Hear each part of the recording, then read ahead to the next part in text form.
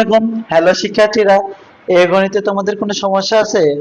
1 মিনিটে সমাধান হয়ে যাবে। দেখো এখানে আমরা অঙ্কটা চলে যাই। অঙ্কে কি চাইছে? a মাইনাস বি মান চাইছে। এখানে মান দেয়া আছে a প্লাস বি। আমরা পরীক্ষায় লিখবো, অঙ্কটা খাতাতে আমরা লিখবো এইভাবে।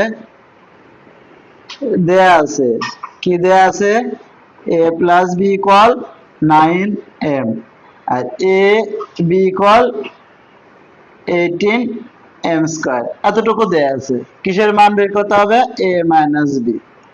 আচ্ছা, a মাইনাস বি আমরা তো জানি a মাইনাস বি কোনো কিছু হয় না, a মাইনাস বির সূত্র ফেলাতে হবে। a minus B whole square সমান কত?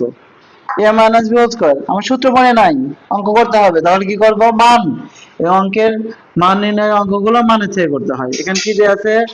a plus B whole square, এখানে প্লাস থাকলে এখানে মাইনাস হবে, স্কয়ার আছে একটা।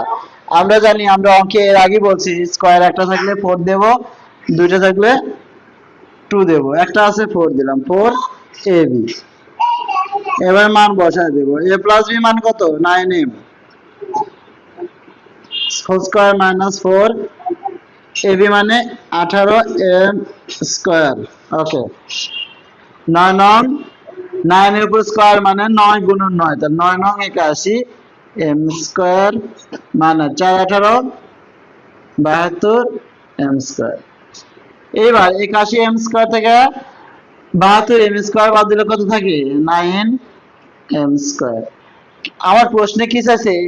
a মাইনাস বি, কিন্তু এখানে a minus B whole square আছে, তার মানে আমাকে স্কয়ারটা কাটতে হবে।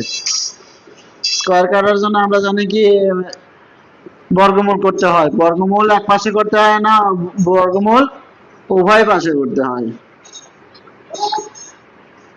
বা আচ্ছা, এ স্কয়ার রুট কাটা যায়, কি থাকলো? a minus B. এবার 9 এর উপর রুট, 9 এর উপর রুট মানে কত? 3। এই m এর উপর স্কয়ার, স্কয়ার এটা কাটা গেল m। যেহেতু রুট থাকলে তার মানে কি হয়? Plus minus. অতএব a minus B equal plus minus 3m। এটা আমার অ্যান্সার। এই জায়গায় একটা জিনিস আছে, মান বসাচ্ছি কোন লাইনে? এই লাইনে মান বসিয়ে লেখা।